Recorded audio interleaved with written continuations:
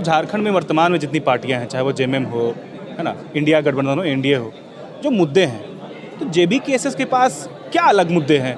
क्यों जेबी केसेस को लोग जो है लोकसभा में चुनेंगे? हमारी ताकत आप हैं, मीडिया हाउस हमारी ताकत है। हमारी विचारधारा को जब गांव तक लेकर जाएगी और लोग जुड़े हैं, बाकायदा आज गांव में एक माहौल क्रिएट हुआ है कि जो लोग इससे पहले मैंने भजन कीर्तन बूढ़े लोग सुनते थे, अब एक्स्ट्रा 25 रुपये का जीबी रिचार्ज करके हमारे भाषण को पर डे सुनते हैं। इस दुनिया में कोई भी आया है वो हवा पे घर नहीं बसाता है, वो ज़मीन पर घर बसाता है, और हमारी ज़मीन संकट में है, झारखंड की ज़मीन संकट में। हमारा जेएमएम जो यहाँ की क्षेत्रीय पार्टी है, दावा कर रही है कि उसके साथ जो है आदिवासी है और भी कई लोग हैं जो झारखंड से रास्ता रखते हैं। वो ऐसा क्या नहीं कर पा रही है जो आप कीजिएगा? अगर वो ऐसा नहीं कर पा रही है, मतलब जो भी क्षेत्रीय मुद्दे हैं वो क्यों नहीं कर पा रही है? अगर आप कीजिएगा तो आप कैसे कीजिएगा उस चीज़ को? हमारे यहाँ जो खनन कार्य होता है ये कत्ल करके होता है, लोगों को मार के पीट के ज़मीनों को जबरन लेके उन्हें भगा कर होता है। तो एक ही राज्य में दो पॉलिसी चल रही है। क्यों? क्योंकि यहाँ के लोग जागरूक नहीं है, यहाँ के लोग राजनीति के प्रति उदासीन रखते हैं, या फिर जो हमारे लीडर हैं वो अपनी महत्वाकांक्षा पाल कर बैठे हैं, वो अपने चंद रुपए के लाभ के लिए, अपने निजी का ऐशो आराम की जीवन के लिए करोड़ों की जनता को दांव में लगा दे रहे हैं। जो लोग आज मैंने लगातार पलायन हो रहे हैं, जिनका ज़मीन लगातार बीसीएल छीन रहे हैं, उनके लिए आस्था से ऊपर उनका अधिकार है, उनका ज़मीन का टुकड़ा है, जिसमें उसका छोटा सा परिवार बसता है, जिसमें एक पत्नी होती है, छोटा सा बच्चा होता है। रिजवान क्रांतिकारी ने घर वापसी की है, तो घर वापसी का मतलब क्या है? मतलब आप कह रहे हैं कि ये हमारा प्लानिंग था, उसके बाद फिर जो है घर वापसी की भी बात हो रही है, तो इसको पहले स्पष्ट कीजिए। अल्पसंख्यक एक बहुत बड़ा वर्ग है। एक अगर स्वर्ण चेहरा या फिर एक पिछड़ा वर्ग या फिर एक अनुसूचित जनजाति अगर अल्पसंख्यक के पास जाएगा तो डायरेक्ट नहीं जा सकता है। तो इससे अच्छा बोला हम लोग वहाँ जाने से बेहतर है कि आप खुद उस टास्क को कीजिए, क्योंकि एक ऐसा वर्ग है जिसको आप इग्नोर करके पॉलिटिक्स नहीं कर सकते हैं। तो ये जो देशभक्त और नेशनलिज्म चल रहा है, ये सुनियोजित नेशनलिज्म है। नेशनलिज्म का मतलब क्या है? अगर नेशनलिज्म के नाम पर अगर किसी का घर परिवार भी उजड़ता है या किसी का जान भी जाता है तो परवाह नहीं है, लेकिन सिर्फ गरीब तबके के लोगों का, मिडिल क्लास का नुकसान होगा, और बाकी जो उद्योगपति हैं वो कई करोड़ गुना और उनकी संख्या में वृद्धि होगी, इजाफा होगा। तो कहीं ना कहीं ऐसे नेशनलिज्म पर भी थोड़ा सा आपको ध्यान रखना होगा। झारखंड में लोकसभा और विधानसभा चुनाव की तारीख जैसे जैसे नज़दीक आ रही है, सियासी सरगर्मियां कहें, हलचल कहें, वो बढ़ती जा रही है। पार्टी जो भी हो, सब अपनी अपनी तैयारी में जुटी हुई है। हमारे साथ जयराम महतो हैं और रिजवान क्रांतिकारी हैं। रातू में इस वक्त हम हैं और रिजवान क्रांतिकारी की घर वापसी हुई है। दोनों हमारे साथ हैं। जयराम जी, बहुत ज़्यादा वक्त ना लेते हुए आपसे शुरू करते हैं, परंतु कि ये घर वापसी क्या है और इसको लोग किस तरीके से लें? देखिए, झारखंड जब से आंदोलन का आगाज़ 2 साल पहले हुआ था, हम लोगों ने कहा कि देखिए सभी का वर्ग है, सबका कौम है, और सभी कौम सभी वर्गों को इस आंदोलन में जोड़ना है, तो अपने अपने स्तर से प्रयास करना चाहिए था। और उसी का टास्क लेकर रिजवान भाई साहब हमारे निकले थे, रिजवान दा। और चूँकि अब लोकसभा चुनाव का माहौल है, अब ऐसे में हम लोग का इनका टास्क पूरा हो चुका है। ये अपनी रिपोर्ट को सबमिट कर चुके हैं और एक ऐसे उम्मीद के साथ ये चुनाव लड़ा जाएगा जिससे कि दिल्ली में हम लोग मजबूती के साथ अपनी आवाज़ को रख सकें। क्या लग रहा है कि चुनाव बहुत नज़दीक है, अपने कार्यकारी समिति की जो है घोषणा भी की है, उस समिति में जितने लोग हैं, किस तरीके की तैयारी है और क्या रोड मैप है लोकसभा चुनाव से? देखिए, सबसे पहला रोड मैप यही है कि जो आइडियोलॉजी हमारी है, स्वाभाविक है मोबाइल के माध्यम से गांव-गांव तक चली गई है, लेकिन वो उन समिति का यही होगा कि वो जाके एज ए रात्रि पाठशाला के तहत या फिर एज ए ट्रेनर के तौर पर एक एक गांव में लोगों के बीच छोटी छोटी नुक्कड़ सभाएं करके जो विचारधाराएं हम लोग प्रसारित कर रहे हैं उनका प्रसार करें, उनको बताएं कि राज्य में हो क्या रहा है। अगर हम लोग अपने वोट के महत्व को नहीं समझते हैं, अपने अच्छे नेतृत्वकर्ता को चयन नहीं करते हैं, तो हमारा क्या नुकसान होगा। तो इसीलिए कुल मिलाकर हमारी जो टीम है वो अपने अपने स्तर से कार्य कर रही है और उसका परिणाम 24 में दिखेगा। रिजवान क्रांतिकारी ने घर वापसी की है, तो घर वापसी का मतलब क्या है? मतलब आप कह रहे हैं कि ये हमारा प्लानिंग था, उसके बाद फिर जो है घर वापसी की भी बात हो रही है, तो इसको पहले स्पष्ट कीजिए आप। नहीं, घर वापसी से कुछ नहीं है, बस जो टास्क दिया गया था वो टास्क कंप्लीटेड है। क्या टास्क दिया गया? टास्क यही था कि आप अपने स्तर से, चूँकि अल्पसंख्यक एक बहुत बड़ा वर्ग है, एक अगर स्वर्ण चेहरा या फिर एक पिछड़ा वर्ग या फिर एक अनुसूचित जनजाति अगर अल्पसंख्यक के पास जाएगा तो डायरेक्ट नहीं जा सकता है।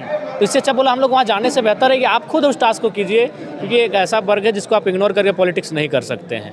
और मेरा मानना है कि आज हम लोग जब सामाजिक न्याय की बात करते हैं तो सभी वर्ग को लेकर चलने का हम लोग को कुव्वत रखते हैं, और इस राज्य में सबका आशीर्वाद और प्यार हमें मिला है और उसी को लेकर हम लोग आगे भी बढ़ रहे हैं। तो रिजवान दा ने कहा था ठीक है आप उधर बाकी राज्य को संभालिए, एक अल्पसंख्यक वर्ग, उसको हम पुनः एकजुट करते हैं झारखंडियत पर, और उसे 2024 में लेकर फिर हम लोग आगे बढ़ेंगे। ये माना जाए कि रिजवान क्रांतिकारियों को भी एक बड़ी जिम्मेदारी देने वाले हैं आप? हाँ, बहुत बड़ी जिम्मेवारी है इनकी, और उस जिम्मेवारी को ये निभा भी रहे हैं, लेकिन लिखित तौर पर बहुत बड़ी जिम्मेवारी बहुत जल्द इनको देने जा रहे हैं। कितनी उम्मीद है आपको उनसे?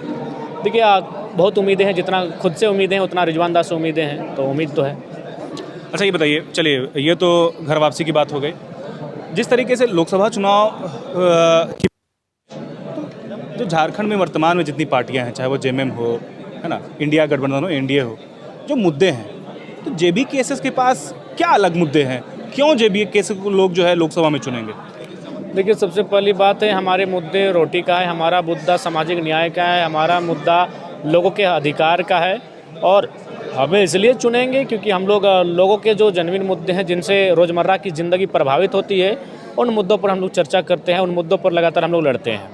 अभी हम दिन की शुरुआत होती है, एक आदमी टिफ़िन भरकर फैक्ट्री काम करने के लिए जाता है, लेकिन वहाँ पॉलिसी नहीं होने के कारण हमारे लोगों को काम नहीं मिल पाता है, काम भी मिलता है तो कम हाजिरी मिलती है। तो उन मुद्दों पर हम लोग 2 साल से अच्छा काम किए, अच्छा रिजल्ट दिए। कई मजदूरों का जो काम था उसे हम लोगों ने सॉर्ट आउट करने का काम किया। उसके बाद जो महत्वपूर्ण मुद्दे होते हैं, इस जहान में जो भी आया है उसका एक छोटी सी दुनिया होती है, वो दुनिया एक ज़मीन पर बसती है।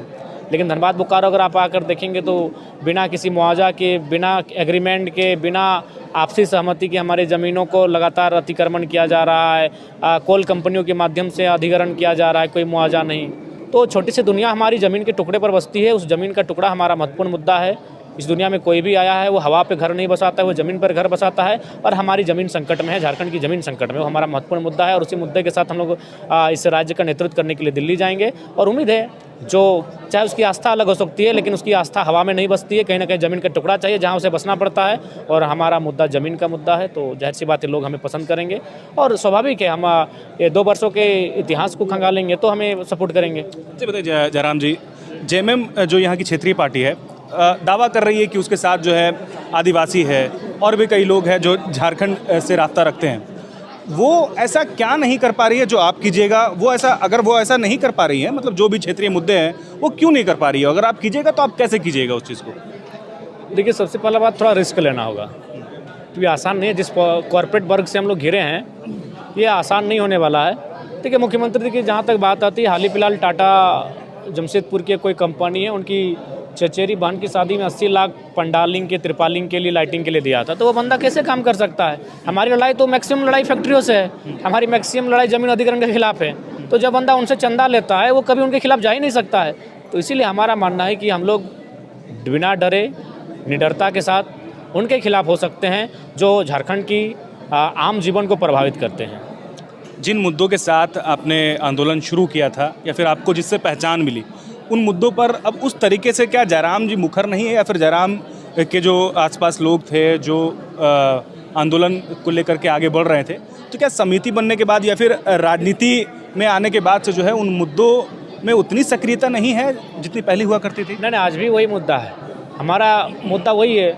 हमारा मुद्दा है 1932 का खतियान, हमारा मुद्दा है झारखंडियत, झारखंड के लोग। तो हम लोग अपने स्टैंड पर कायम है, और हम लोग अपने जो स्टैंड है उसी पर चुनाव लड़ेंगे। खतियान, जब आप 32 की बात कर रहे हैं, तो 32 की जो विधेयक है उसको कई बार, जो तीसरी बार जो है हेमंत सोरेन की सरकार ने भेजा है राजभवन को, और उससे पहले कई बार ऐसा स्टेटमेंट भी आया है। हेमंत सोरेन ने खुद जो है पार्लियामेंट में, इसमें असेंबली में कहा कि 32 पर कभी भी जो है नियोजन नीति नहीं बन सकती, या फिर खतियान आधारित जो है 32 एक पैमाना नहीं हो सकता है। फिर बाद में जो है वो फिर 32 ही पारित करके, बिल्कुल 32 के अलावे जो बाकी सर्वे सेटलमेंट हैं, जो बाकी सर्वे हैं, उनको आधार माने। देखिए, झारखंड की डोमिसाइल पॉलिसी को एक कॉलम में परिभाषित नहीं किया जा सकता। झारखंड विविधता है, भाषा में विविधता है, हमारे रिकॉर्ड ऑफ सर्वे जो लैंड का है उसमें विविधता है। तो कुल मिलाकर जब किसी राज्य में विविधता होती है, जैसे बंगाल में जाएंगे तो बांग्ला भाषा से हम उसको क्लियर कर देंगे, उड़ीसा जाएंगे तो उड़िया भाषा से क्लियर कर देंगे, महाराष्ट्र में मराठी भाषा से क्लियर कर देंगे। लेकिन जब आप झारखंड के परिप्रेक्ष्य में आते हैं तो विविधता होने के कारण हम लोग एक कॉलम में परिभाषित नहीं कर सकते। 3-4 कॉलम में हम लोग अपने राज्य की स्थानीय नीति को परिभाषित कर सकते हैं। और हम तो बाकायदा बोले भी कि अगर कुछ लोग इस भूभाग में रहते हैं लेकिन उनका अपने मूल राज्य से अगर नाता टूट चुका है तो एक बेहतर सर्वे करे और उनके लिए एक विशेष प्रावधान करे। हम लोगों ने तो इस बात को हमेशा से रखा है। हमने हमेशा मानवता की बात कही है, हम लोग कभी, लेकिन हाँ जो लोग दोनों राज्यों में दोहरा लाभ ले रहे हैं तो भाई ये असंवैधानिक है और इसके खिलाफ हम लोग हैं। अच्छा, आपने अपने भाषण में भी आप ये बोल रहे थे कि हमने कभी डीसी के खिलाफ आवाज़ नहीं उठाई या फिर उनको कभी उस पर आपत्ति नहीं की, एसपी के खिलाफ नहीं की, दरोगा हो चाहे एसआई हो या फिर प्राइमरी टीचर हो, तो क्या ये कानून से ऊपर उठ करके आप जाएंगे अगर आप कभी मतलब पावर में आते हैं? कैसे चेंज करेंगे इस चीज़ को? देखिए, सबसे पहला बात है, भारत का संविधान गीता और कुरान नहीं है कि वो बदला नहीं जा सकता। 368 हमें बदलने का आदेश देता है, तो क्यों नहीं मानव के उद्देश्य के लिए, मानव के हितार्थ के लिए बदलना चाहिए। तो आपको लगता है, आपको इतना आसान लगता है कि आप जो सोच रहे हैं या फिर जिस चीज़ को आप बदलने की बात कर रहे हैं वो इतना आसान है? देखिए, आसान नहीं है, जब तक आप राजनीति में नहीं आएंगे आसान नहीं है। राज्य की अपनी शक्तियाँ होती हैं, राज्य के अपना दायित्व होता है, उसके आधार पर अपनी स्थान नीति का परिकल्पना कर सकते हैं और उस परिकल्पना को इम्प्लीमेंट कर सकते हैं। ऐसा नहीं है, नागालैंड में आप चले जाए, जो लोग आज कहते हैं कि पूरे भारत में कोई कहीं भ्रमण कर सकता है, रह सकता है, बच सकता है, नागालैंड में 371 में तो स्पष्ट लिखा है कि नागालैंड में किसी प्रकार कोई अन्य व्यक्ति जमीन खरीद नहीं सकता है, नागाओं की प्रथाओं को चैलेंज नहीं कर सकता है। बाकायदा देश के प्रधानमंत्री जहाँ बैठते हैं सदन में, वहाँ के लोग निर्णय नहीं ले सकते, उन्हें एक बार राज्य की विधानसभा से परमिशन लेना होगा। वहाँ जो खनन का कार्य होता है वो कोऑपरेटिव सोसाइटी के माध्यम से होता है। हमारे यहाँ जो खनन का कार्य होता है ये कत्ल करके होता है, लोगों को मार के, पीट के, जमीनों को जबरन लेके उन्हें भगा कर होता है। तो एक ही राज्य में दो पॉलिसी चल रही है। क्यों? क्योंकि यहाँ के लोग जागरूक नहीं है, यहाँ के लोग राजनीति के प्रति उदासीन रखते हैं, या फिर जो हमारे लीडर हैं वो अपनी महत्वाकांक्षा पाल कर बैठे हैं, वो अपने चंद रुपए के लाभ के लिए, अपने निजी का ऐशो आराम की जीवन के लिए करोड़ों की जनता को दांव में लगा दे रहे हैं। किसे चुनौती मान रही है जेबीकेएसएस अपना आने वाले चुनाव में? देखिए, चुनौती तो सभी देंगे, वे स्थापित पार्टियां हैं और हम लोग पल्लवित होने वाली पार्टियां हैं, अभी पल्लवित हो रहे हैं। चुनौतियां सबसे हैं, लेकिन हाँ यही हम लोग लर्निंग पीरियड में हम लोग कभी सीखने से पीछे नहीं हटेंगे। हम लोग एनर्जेटिक हैं, ऊर्जा से लेस हैं, तो वो ऊर्जा हमारे काम आएगी लोकसभा के चुनाव में। मौजूदा जो एजेंडा चल रहा है, अभी हम देखेंगे कि तो 22 तारीख को जो है कल के बाद राम मंदिर, रामलला की प्राण प्रतिष्ठा है और संभावित जो है बीजेपी जो कि सबसे बड़ी पार्टी है उसके यही मुद्दा रहने वाला है। तो क्या झारखंड का एक 29 साल का लड़का इस एजेंडे को पार करते हुए विस्थापन के मुद्दे हो या फिर कई ऐसे मुद्दे हो जो क्षेत्रीय मुद्दे हो, उस पर कैसे लोग भरोसा करेंगे, कैसे उसको मात पाएंगे? देखिए, सबसे पहली बात मैंने शुरू में ही कहा कि भारत देश में शायद मान्यता प्राप्त 10 धर्म है जिनको धर्म कोड प्रदान है। सबका अपनी अपनी आस्था है और सबकी आस्था का हम लोग सम्मान करते हैं, आदर करते हैं। लेकिन मेरा मुद्दा कहीं ना कहीं आस्था से ऊपर जाएगा। इसलिए ऊपर जाएगा क्योंकि जो लोग सऊदी में बैठे हैं, जो घर आने की तैयारी में हैं, जो लोग वहाँ खून के आंसू रो रहे हैं, उनके लिए आस्था से ऊपर रोटी है, तभी वो छोड़ कर गए हैं। जो लोग आज मैंने लगातार पलायन हो रहे हैं, जिनका ज़मीन लगातार बीसीएल छीन रहे हैं, उनके लिए आस्था से ऊपर उनका अधिकार है, उनका ज़मीन का टुकड़ा है जिसमें उसका छोटा सा परिवार बसता है, जिसमें एक पत्नी होती है, छोटा सा बच्चा होता है। तो उन लोगों के लिए मेरा मानना है आस्था उनका भी है, लेकिन आस्था का मतलब ये नहीं कि आप आस्था के नाम पर किसी का मतलब कत्ल कर दें या फिर किसी को डाउन टू अर्थ कर दें। अरे भाई, आस्था मेरा भी मानना है, जिससे लोग कहते हैं कि नहीं देश मजबूत हो रहा है तो ऐसे में आपको सेक्रीफाइस करना चाहिए। तो ये कैसा देश मजबूत हो रहा है कि गरीब लोग ही सेक्रीफाइस करें, मैंने मिडिल क्लास के लोग ही सेक्रीफाइस करें, वहीं दूसरी ओर माननीय अमित शाह के पुत्र जय शाह की संपत्ति 16,000 करोड़ मैंने बढ़ जाती है, 16,000 गुना बढ़ जाती है। तो ये नहीं लगता है आपको कि राष्ट्रवाद के नाम पर, देशभक्ति के नाम पर जो लोग हास्य पे हैं उनको डराया जा रहा है कि तुम यार गद्दार हो, यहाँ देश मजबूत हो रहा है और तुम रोजी की बात कर रहे हो, रोजगार की बात कर रहे हो, स्कूल कॉलेज की बात कर रहे हो। मेरा मानना देखिएगा, आपदा दो प्रकार की होती है, एक सुनियोजित आपदा, एक प्राकृतिक आपदा। प्राकृतिक आपदा उसे कहते हैं जब सबको नुकसान हो, लेकिन सुनियोजित आपदा में कुछ लोग का नुकसान होता है, कुछ लोगों का फायदा होता है। तो ये जो देशभक्त और नेशनलिज्म चल रहा है, ये सुनियोजित नेशनलिज्म है। नेशनलिज्म का मतलब क्या है? अगर नेशनलिज्म के नाम पर अगर किसी का घर परिवार भी उजड़ता है या किसी का जान भी जाता है तो परवाह नहीं है, लेकिन सिर्फ गरीब तबके के लोग का, मिडिल क्लास का नुकसान होगा और बाकी जो उद्योगपति हैं वो कई करोड़ गुना और उनकी संख्या में वृद्धि होगी, इजाफा होगा। तो कहीं ना कहीं ऐसे नेशनलिज्म पर भी थोड़ा सा आपको ध्यान रखना होगा। चलिए, एक दो आखिरी सवाल लेंगे फिर बातचीत खत्म करेंगे। आपने दो बातें कही, पहला तो कि मुझे पार्टियों से ऑफर आ रहा है, आप बोलते रहते हैं अपने भाषणों में जहाँ भी आप जाते हैं। कौन आपको ऑफर दे रहा है, बताइए खुल के, कौन दे रहा है? इंडिया के दोनों के नेतृत्व कमान जो अपने जिला में एक पकड़ रखते हैं, चूँकि नाम सार्वजनिक करना सही नहीं ना, तो कल हमको ही घर आएंगे कि तुमको बोलना ही बेकार है। इसलिए बहुत सारे लोग हमको बात करने से ही मुकरते हैं कि तुम कहीं भी बोल देते हो। जो उनका अपनी पार्टी में अच्छी पकड़ है उतना तो छोड़िए। जब हम महाराष्ट्र आए थे ना सभा करके, तो महाराष्ट्र की एक बेहतरीन पार्टी डायरेक्ट ऑफर की कि हम लोग लगभग आपके ऊपर 100 करोड़ का फाइनेंस करेंगे, आप हमारी जो पार्टी है उसके साथ झारखंड में चुनाव लड़िए और आप ही मुखिया का फेस रहिए। तो हमने कहा नहीं सर, आपका मुद्दा अलग है, झारखंडियत का मुद्दा अलग है, हमारी विचारधारा अलग है, हमारी स्थिति परिस्थिति अलग है, तो आते हैं। रिजवान जी जब भाषण दे रहे थे तो बोल रहे थे कि जनबल और धनबल की ये जो मसला है, तो जाहिर सी बात है कि जो आपके कॉम्पिटिटर है उनके पास बहुत धन है, और आपके पास जो है आप युवा हैं और आंदोलनकारी भी जो है देखिए कहा गया है, तो कैसे हमारे पास आप हैं, एसएमपी वाले भैया हैं, मिथिलेश दा हैं, हमारी ताकत आप हैं, मीडिया हाउस हमारी ताकत है। हमारी विचारधारा को जब गांव तक लेकर जाएगी और लोग जुड़े हैं, बाकायदा आज गांव में एक माहौल क्रिएट हुआ है कि जो लोग इससे पहले मैंने भजन कीर्तन बूढ़े लोग सुनते थे, अब एक्स्ट्रा 25 रुपये का GB रिचार्ज करके हमारे भाषण को पर डे सुनते हैं। तो ये आपके कारण संभव हुआ है, तो हमारी ताकत आप हैं।